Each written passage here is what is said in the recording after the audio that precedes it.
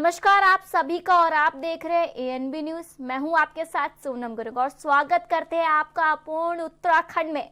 आपको बता दें आज उत्तराखंड के सीएम पुष्कर सिंह धामी ने श्री गुरु तेग बहादुर साहिब जी की 350वीं शहीदी वर्षगांठ के मौके पर देहरादून के गुरुद्वारे रेस कोर्स में प्रार्थना की।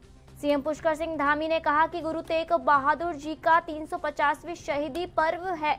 मैं उनको नमन करता हूँ जिन्होंने धर्म, संस्कृति, देश की रक्षा के लिए अपने प्राणों का बलिदान देना स्वीकार किया। हम उनके बलिदान को याद करते हुए पीएम मोदी के नेतृत्व में पूरे देश में हमारी आने वाली पीढ़ियां, देश और दुनिया गुरु तेग बहादुर जी की वीरता और पराक्रम से तथा उनके बलिदान से परिचित हो सके। उन्होंने साथ ही कहा कि उन्होंने कितना बड़ा संघर्ष और चुनौतियां एवं एक छोटे से आयु में किया। सभी आने वाली पीढ़ियां उन्हें स्मरण करेंगे और प्रेरणा लेंगे। पूरे देश में ये पर्व मनाया जा रहा है और बहुत धूमधाम से मनाया जा रहा है।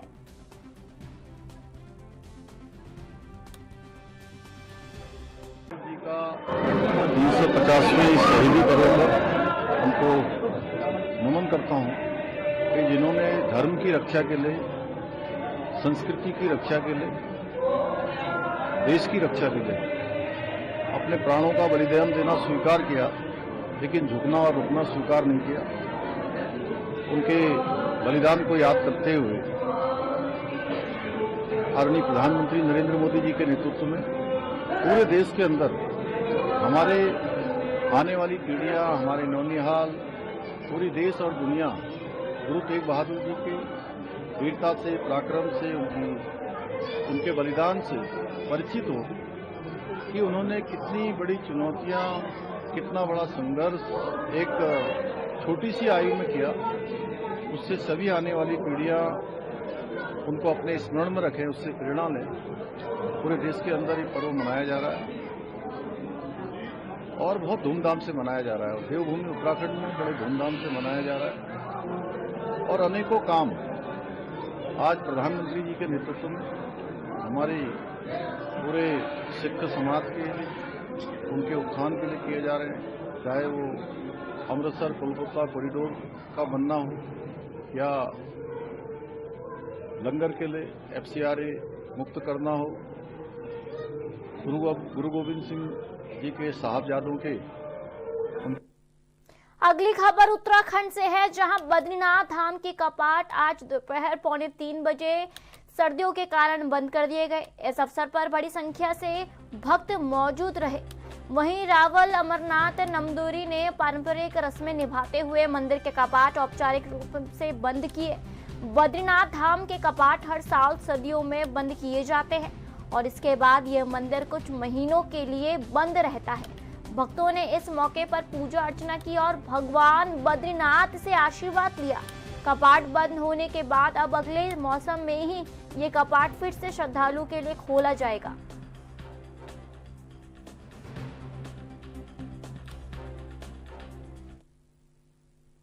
वहीं उत्तराखंड परिवहन निगम ने 100 नई बसों की खरीदारी का निर्माण लिया, जिससे यात्रियों को बेहतर सुविधाएं मिल सकेगी। इन बसों का संचालन पर्वतीय और मैदानी क्षेत्रों के रूट पर किया जाएगा। पुराने बड़े की जगह नई बसों का संचालन किया जाएगा और पहले चरण में 100 बसों की खरीदारी की जाएगी। वर्तमान में उत्तराखंड परिवहन निगम के पास 1300 बसें हैं, जिनमें से 900 बसें निगम की है और 400 बसें अनुबंधित है। इन नई बसों से परिवहन निगम अपने बड़े को और बढ़ा सकेंगे।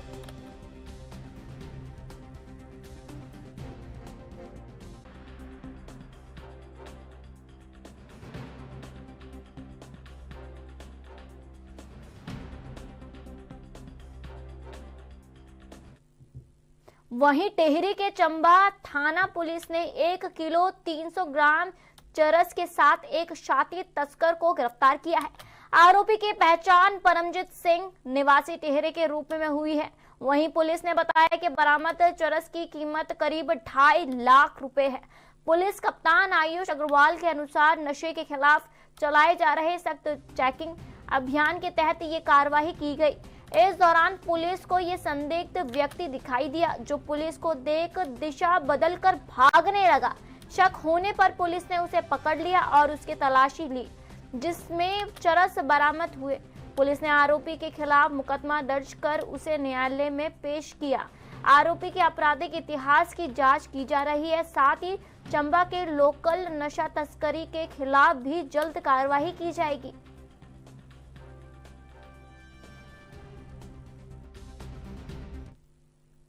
बीजेपी प्रदेश में जल्द ही नई कार्यकारिणी की घोषणा करने जा रही है। इसमें प्रदेश और जिला स्तर के पदाधिकारियों के नाम शामिल होंगे। पार्टी वरिष्ठ और सक्रिय कार्यकर्ताओं को सम्मानित करने के लिए दर्जधारी राज्य मंत्री के पद भी दिए जाएंगे। इसके लिए सूची तैयार हो चुके हैं और जल्द ही मंत्रियों के नाम सार्वजनिक किए जाएंगे। इस बार समाज कल्याण, विद्यालय एवं शिक्षा, महिला सशक्तिकरण एवं बाल विकास, चिकित्सा, स्वास्थ्य एवं चिकित्सा, शिक्षा, उद्योग, पेयजल, कौशल विकास एवं सेवा योजना जैसे महत्वपूर्ण विभागों में जिम्मेदारियां दी जाएगी। कुमाऊनी और गढ़वाल मंडल के कई सक्रिय कार्यकर्ताओं को भी महत्वपूर्ण भूमिका मिलने की संभावना है। राजनीति जानकर इसे संगठन को मजबूत करने और आगामी चुनावी रणनीति के लिए अहम कदम मान रहे हैं।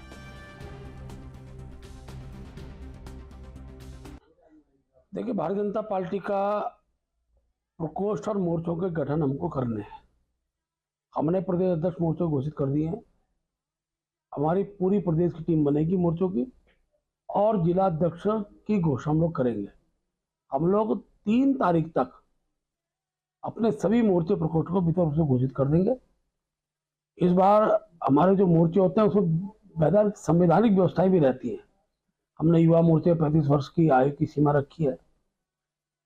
महिला मोर्चा है तो उसमें हर उम्र की बहनें उसमें रहेंगी, लेकिन सामाजिक संतुलन और क्षेत्रीय संतुलन का हम लोग ध्यान रखेंगे।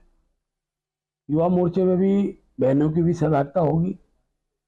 हर जाति समुदाय के लोग युवा मोर्चे की टीम में आए, उस उम्र तक की युवा आए, उसका हम सामंजस्य बनाएंगे। इस बार महिला मोर्चा है, हमारा किसान मोर्चा, अल्पसंख्यक मोर्चा है, अनुसूचित जाति मोर्चा, जनजाति मोर्चा, 6 के 6 मोर्चे हमारे प्रदेश स्तर के गठन के बाद जिले की ओर बढ़ेंगे। और मुझे लगता है कि हम दिसंबर अंत तक अपने मंडल तक की पूरी टीम को घोषित कर देंगे। उसके बाद फिर हर मोर्चे की अपनी एक टीम बनती है, बूथ स्तर तक की टीम बनती है। इस हमारे मोर्चे के हर बूथ पर 10 यूथ युवा मोर्चे का नारा रहता है। 5 बहनें हर बूथ पर हमारी खड़ी हों, उस दिशा की रचना हमारी बनेगी। तो एक बहुत बड़ा संगठनात्मक तंत्र स्वरूप हम खड़ा करेंगे। लक्ष्य 2027 है। कोतवाली पुलिस ने नशीले कैप्सूल के तस्करी करने जा रहे एक आरोपी को गिरफ्तार किया। पुलिस ने आरोपी सिराज हुसैन के पास 1688 नशीले कैप्सूल बरामद किए। ये कार्रवाई पुलिस को मुखबिर से मिली सूचना पर की गई, जब आरोपी को गडरी पुल के पास गिरफ्तार किया गया। आरोपी उत्तर प्रदेश से नशीले कैप्सूल लेकर बाजपुर के मेडिकल स्टोरों पर बेचने का काम करता था। पुलिस ने आरोपी के खिलाफ मुकदमा दर्ज कर उसे न्यायालय भेज दिया और मामले की जांच कर रहा है।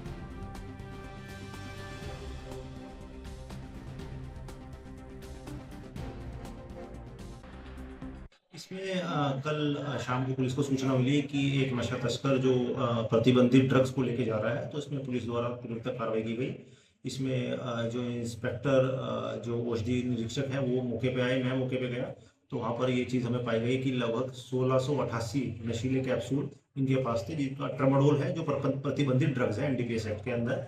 तो इसमें टोटल जब वेट किया गया तो इसमें लगभग 650 ग्राम टोटल वेट निकला ड्रग्स का। और इसमें इसके जो व्यक्ति है इसे हिरासत लिया गया है और आज माननीय न्यायालय के सामने पेश किया जाएगा। इसमें हमने फर्द में लिखा है ये यूपी से आया था, यूपी से जहाँ से लेके आया था उसका नाम हमने मेंशन किया है, और 2 मेडिकल स्टोर जो बाजपुर के हैं उनका भी नाम लिखा गया है जो यहाँ पर स्थित है। वहीं उत्तराखंड में 2027 विधानसभा चुनाव को लेकर राजनीतिक बयानबाजी तेज हो गई है। भाजपा प्रदेश प्रवक्ता मथुरा दत्त जोशी ने कांग्रेस नेता हरक सिंह रावत पर निशाना साधते हुए कहा कि उनकी बहू भाजपा में सुरक्षित है, लेकिन हरक सिंह का कोई भरोसा नहीं, वे कब और किस दल में शामिल हो जाए। जोशी ने यह भी कहा कि सवाल उठाया कि कांग्रेस ने चुनाव प्रबंधन की जिम्मेदारी हरक सिंह को दी है, अब ये देखना होगा कि इस जिम्मेदारी को किस तरह वो निभाते हैं।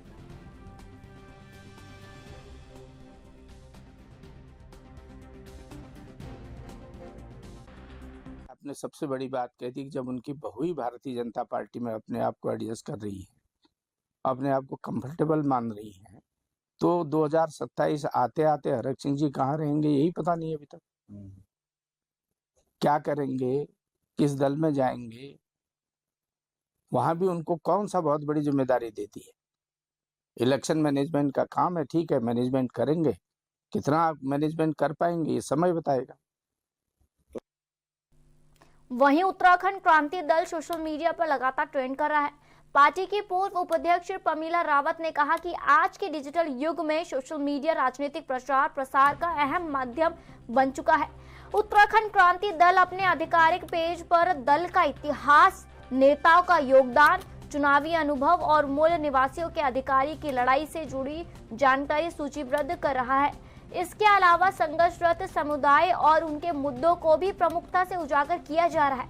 प्रमीला रावत ने बताया कि दल को नई ऊंचाइयों पर ले जाने का प्रयास सभी कार्यकर्ताओं की सहभागिता से किया जाएगा। दल का उद्देश्य उत्तराखंड के शहीदों और राज्य आंदोलनकारियों को सपनों को साकार करने और राज्य की जनता के लिए न्यायपूर्ण और सशक्त नेतृत्व सुनिश्चित करना है। पहले तो मैं आप सभी का बहुत बहुत धन्यवाद कि आज आप लोग हमारे केंद्र कार्यालय में आए हैं और आपका स्वागत भी है। और जिस तरह से सोशल मीडिया में उत्तराखंड क्रांति दल बहुत अच्छे लेवल में कार्य कर रही है और चल रही है। पहले क्या होता था कि जो अखबार आते थे वो हम लोगों तक पहुंच नहीं पाते थे। अब क्या है, जब से ये ये टेक्नोलॉजी जब आई है तो ये गाँव-गाँव तक जाने लगी है। तो गाँव-गाँव में लोगों को पता चलने लगा कि उत्तराखंड क्रांति दल क्या चीज़ है। हालांकि उत्तराखंड क्रांति दल के बैनर के नीचे एक राज्य हम लोगों ने जो बनाया था, हमारी जो 42 शहादत हुई थी वो पहुंच नहीं पा रही थी। और इस टाइम बहुत अच्छे हमारे साथ जो लोग जुड़े हैं वो निश्चित तौर पे लगातार पार्टी के लिए काम कर रहे हैं और सोशल मीडिया के द्वारा ही उत्तराखंड क्रांति दल का एक नाम रोशन हो रहा है।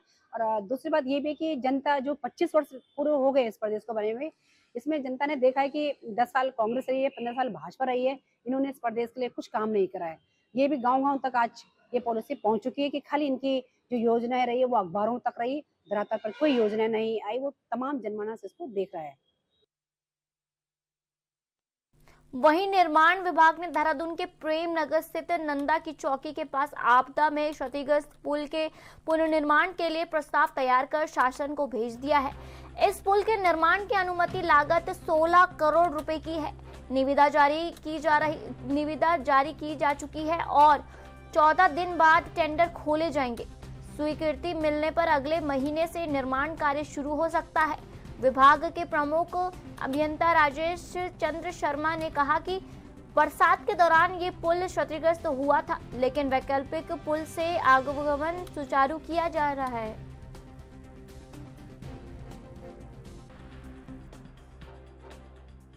ये आप जैसा आपको मालूम है, एक आपदा के दौरान ये सितंबर 2025 में जो आपदा आई थी उसमें हमारा जो दायां अबैटमेंट था वो क्षतिग्रस्त हो गया था और उसकी एक स्लैब हमारी टिल्ट हो गई थी, उसमें यातायात बंद कर दिया गया था। इसके बाद हम लोगों ने इसकी रिपेयर तैयार करवाई। ये NHAI द्वारा इसको फंड किया जाना है, तो हमने अपने एस्टीमेट तैयार करके रिपेयर तैयार करके उसको दे दिया है, NHAI को दे दिया है। और इन एंटीसिपेशन सैंक्शन हम लोगों ने ताकि हमारा समय बचे तो हमने उसकी निविदा फ्लोट कर ली है। जैसे ही वहां से स्वीकृति होती है, निविदा प्राप्त होती है, तो उसके बाद हम तत्काल कार्य प्रारंभ कर देंगे। चलिए, वक्त हो गया छोटे से ब्रेक लेने का।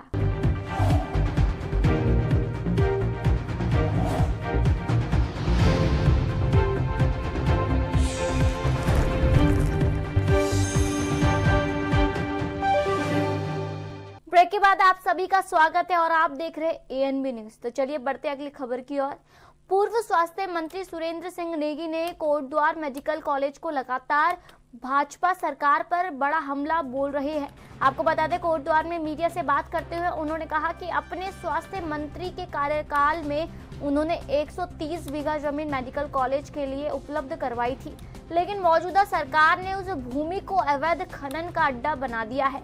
नेगी ने आरोप लगाया कि वहां दिन रात अवैध खनन हो रहा है, लेकिन इसे रोकने के लिए कोई कदम नहीं उठाया जा रहा है।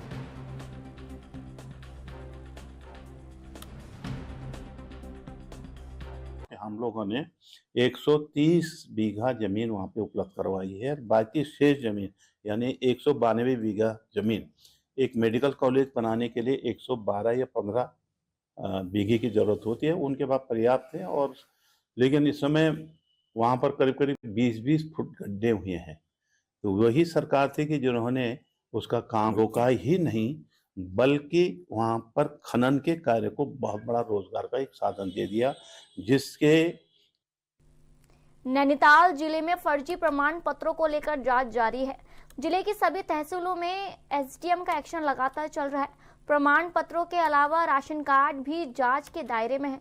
आपको बता दें, एटीएम नैनीताल के मुताबिक 48 स्थायी निवास प्रमाण पत्र निरस्त किए जाने के दायरे में है, जबकि 12 प्रमाण पत्रों की फिर से जांच की जा रही है। 60 स्थायी निवास प्रमाण पत्रों में विसंगति पाई गई है।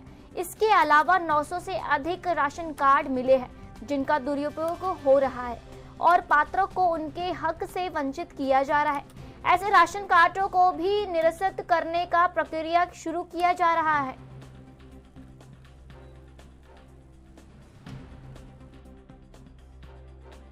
होना संज्ञान में आया है। इस पे जिलाधिकारी महोदय द्वारा सभी एसडीएम्स को, खास करके जो हमारी नीचे की तहसीलें हैं, पहाड़ से की तहसीलों में संभावना कम है, लेकिन सभी को ये निर्देश दिए गए हैं कि व्यापक रूप से जो भी प्रमाण पत्र जारी हुए हैं विगत 10 वर्षों में, उनकी समीक्षा की जाए।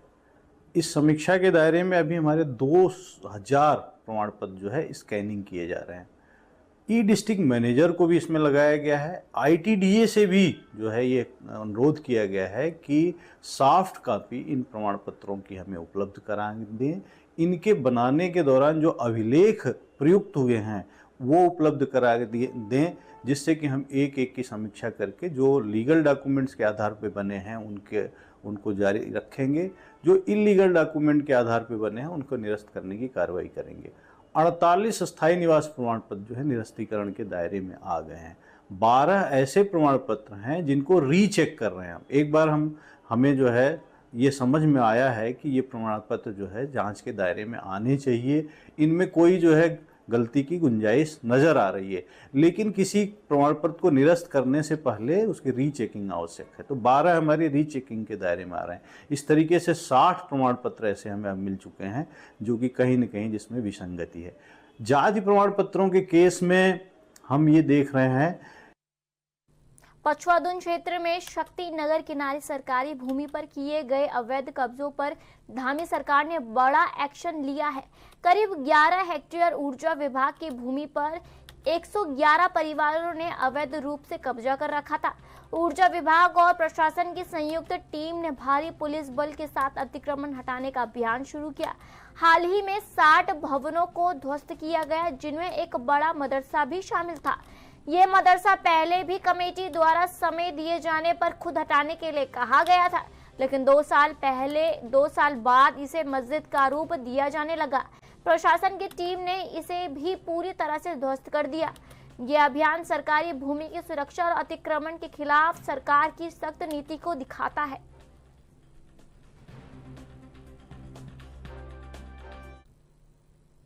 वहीं भालू द्वारा गौशालाओं पर हमले की घटनाएं लगातार बढ़ रही है, जिससे ग्रामीणों में डर का माहौल है और पशुधन को नुकसान हो रहा है।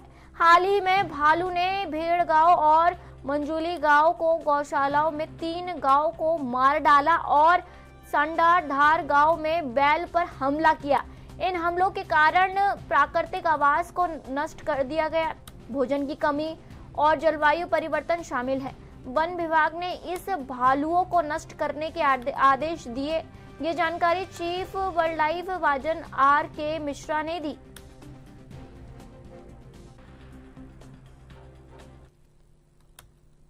वहीं उत्तराखंड के रजत जयंती वर्ष के मौके पर प्रधानमंत्री द्वारा दिए गए आयुष क्षेत्र में सुझावों के बाद सरकार ने इस पर गंभीरता से काम करना शुरू कर दिया है। आयुष निर्देशक डॉक्टर विजय कुमार जोदंडे के अनुसार आयुष नीति के तहत पर जनपद के एक गांव को आयुष ग्राम बनाने की योजना काम कर रही है। इन गांवों में आयुष आधिकारिक चिकित्साओं को बढ़ावा दिया जाएगा और होम स्टे व रेस्टोरेंट जैसे आयुष पद्धतियों को प्रमोट किया जाएगा।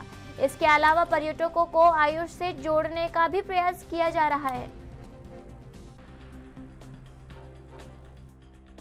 देखिए, राज्यों में हम लोग जो है आयुष नीति के अंतर्गत आयुष ग्राम तैयार करने का हमने लक्ष्य निर्धारित किया हुआ है।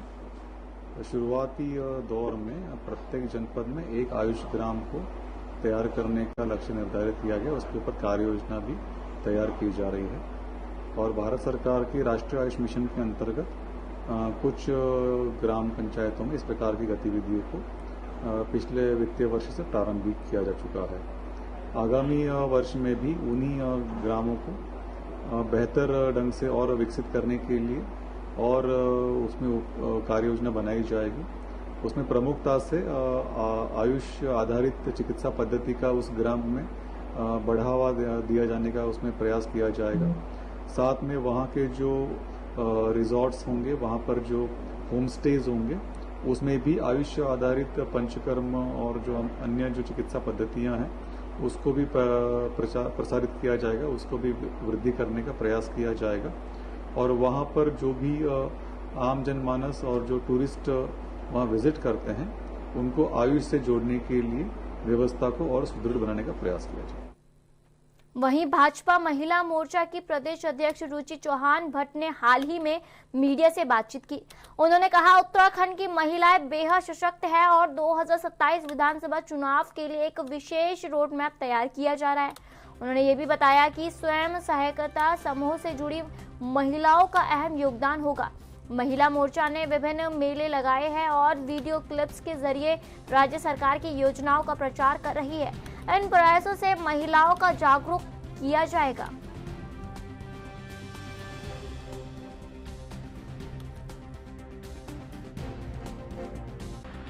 बिल्कुल 1 साल बचा है तो हमारी वर्किंग यही रहेगी, क्योंकि हम विधानसभा वार काम करेंगे। 70 विधानसभाएं हैं तो अभी हमारी टीम जैसे चुन के आती है तो हम विशेष रूप से ये ट्रेनिंग और ये करके उनके बीच में जाने का रखेंगे कि हम आम बहन के बीच में, आम महिला के बीच में जा सकें और उन्हें बताएं कि ये योजना है जिसका लाभ, और जिन बहनों ने लाभ लिया है उनके, जैसे हमने वीडियो शूट कर रहे हैं, उनका हम लोग इंटरव्यूज़ कर रहे हैं, छोटी छोटी क्लिपिंग्स डाल रहे हैं, सोशल मीडिया का इसमें इस्तेमाल कर रहे हैं कि उन लोगों को जानकारी लगे कि योजनाएं हैं और इसका फ़ायदा आपको मिल सकता है। वहीं देहरादून पुलिस ने सड़क सुरक्षा को बढ़ावा देने और दुर्घटनाओं को रोकने के लिए रैंडम चेकिंग अभियान शुरू किया है। इस अभियान के तहत पुलिस व्यक्तियों की पहचान कर रही है जो शराब या मादक पदार्थ का सेवन करके वाहन चला रहे हैं। एसएसपी अजय सिंह ने एनफोर्समेंट की कार्रवाई को बढ़ावा देने के निर्देश दिए हैं। विशेष रूप से ओवर स्पीड और ड्रिंक एंड ड्राइव मामलों में उन्होंने कहा है कि ऐसे व्यक्तियों के खिलाफ सख्त कार्रवाई की जा रही है।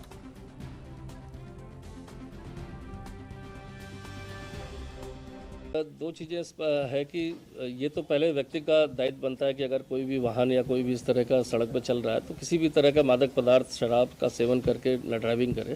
तो ये जिम्मेदारी तो पहले तो उस व्यक्ति की बनती है कि वह इस तरह के कृत्य को ना करे। बट देखा गया कि जब भी टूरिस्ट प्लेसेस पर खासकर इस तरह मसूरी या अन्य जगहों पर लोग जाते हैं तो कहीं ना कहीं ड्राइविंग के साथ साथ ड्रंक एंड ड्राइविंग कॉम्बिनेशन कर लेते हैं। तो लगातार हमारी देखिएगा एल्कोमीटर से भी कार्रवाई चलती है, लगातार बैरियर्स पर रैंडमली चेक करते हैं। चूँकि जब वाहनों का दबाव इतना ज़्यादा रहता है तो हर वाहन को चेक करना, रोककर उसका एल्कोमीटर से पॉसिबल नहीं रहता, तो रैंडमली ही चेक किया जाता है। खासकर ऐसी गाड़ियां जो टूरिस्ट जो बाहर से आ रहे हैं उन्हीं की गाड़ियों को ज़्यादा फोकस किया जाता है और जिसमें युवा वर्ग के लोग बैठे हैं उसको ज़्यादा फोकस किया जाता है। तो कार्रवाई में भी जो देखा जाएगा विगत वर्षों में 200% से ज़्यादा हमने इन्फोर्समेंट की कार्रवाई करी है। और अभी जिस हिसाब से अभी हमें निर्देश भी मिले माननीय श्रीमान ADG साहब की भी समीक्षा बैठक में, तो उसकी कार्रवाई को और बढ़ाने की बात हुई, खासकर ओवर स्पीडिंग और ड्रंकन ड्राइविंग की। चूँकि यही मेन जो 2 इशू हैं सबसे ज़्यादा देखे गए हैं कि एक्सीडेंट का कारण बनते हैं। तो पहले से इसमें कार्रवाई इन्फोर्समेंट बढ़ी है और कुछ ऐसी चीज़ें उपकरण हमने मांगे हैं जिससे कि और हमें ज़्यादा इसमें कार्रवाई कर सके। तो मुझे लगता है कि आने वाले समय में खासकर ये जो लास्ट दिसंबर या जनवरी का मंथ कहेंगे जिसमें कि टूरिस्ट ज़्यादा आते हैं, नए साल को सेलिब्रेट करने आते हैं, तो इन्फोर्समेंट का लेवल उस हिसाब से ज़्यादा बढ़ाया जाएगा।